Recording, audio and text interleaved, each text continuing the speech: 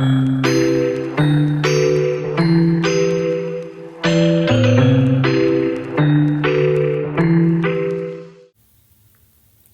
pour dessiner un portrait ou son autoportrait, un autoportrait, c'est quand on se dessine soi-même.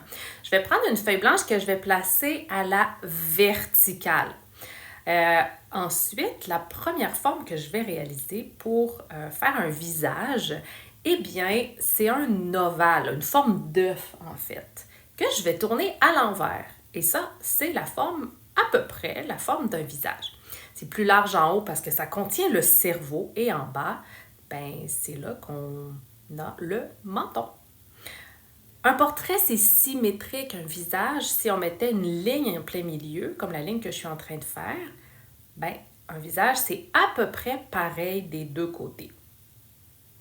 Donc, cette ligne-là, si je trace une autre ligne à l'horizontale, ça va devenir la ligne de mes yeux. Souvent, je vois que les élèves placent les yeux dans le front. Ils ne laissent même pas assez de place pour le cerveau. Donc, on va laisser une place pour mettre un cerveau à notre personnage. Et on descend les yeux qui vont arriver vis-à-vis cette ligne. Ensuite, entre la ligne que je viens de faire et le bout du menton, je vais venir placer une autre ligne au milieu. Donc, une autre ligne horizontale.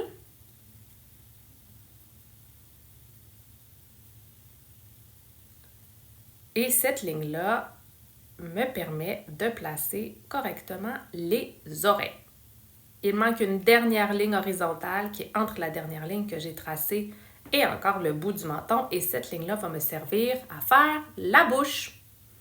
Donc, maintenant que j'ai placé les proportions du visage, c'est comme ça que ça s'appelle, donc je vais pouvoir tracer les yeux sur la ligne au milieu. Donc, pour faire un œil, on fait deux lignes courbes. La première, c'est comme une baboune, comme si je faisais un personnage triste et un personnage content en bas. Et je fais la pupille. Donc, c'est le point noir qu'on a dans notre œil. Et je laisse toujours un petit point blanc pour faire un peu de lumière.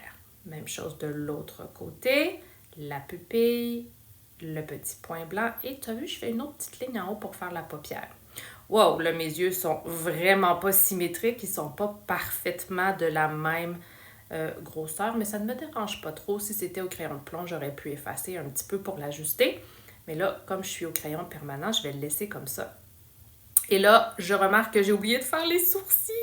Mais sur l'autre exemple que je vais faire ensuite, là, il va avoir les sourcils.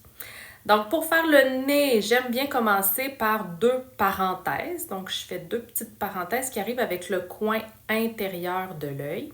Et je fais un autre petit sourire entre mes parenthèses. Et pour faire les narines, je fais deux petits ovales noirs. Donc, ça représente les narines. Pour faire la bouche, donc c'est sur la ligne que j'ai tracée complètement en bas. Je fais une espèce de petit U au milieu et je vais rejoindre les côtés de la bouche et je referme la lèvre inférieure en bas. Donc, pour l'implantation des cheveux, je vais partir un petit peu plus haut, pas tout à fait au milieu, là. Et je vais remplir les cheveux, mais quand je fais les cheveux, je veux quand même dépasser un peu du crâne. Là, tu vois, ma ligne, elle est un petit peu plus haute que la ligne que j'ai faite au départ. Il y a un petit peu de volume dans les cheveux. Donc, celui-ci est terminé. Je vais en faire un autre cette fois-ci au crayon de plomb. Là, c'est sûr que moi, j'ai l'habitude de le faire. Donc, tu vas voir, je vais quand même assez vite. C'est normal que si c'est la première fois que tu fais un portrait, ça te prenne plus de temps. Hein? C'est normal. Et tu vois, moi, j'ajuste mes formes. J'efface pas au complet. Au départ, mon ovale, je le trouvais pas parfait. Mais j'ai pas tout effacé à chaque fois. J'ai repassé, j'ai ajusté. Attends toujours un petit peu avant d'effacer. Des fois, à force de travailler sur notre dessin, on trouve des façons de l'ajuster. C'est sûr que nos visages ne sont pas tous pareils. Certaines personnes ont des yeux qui sont plus petits, d'autres ont des yeux qui sont plus grands. Donc, quand tu fais le portrait de quelqu'un, c'est important de bien observer son visage, les traits de son visage.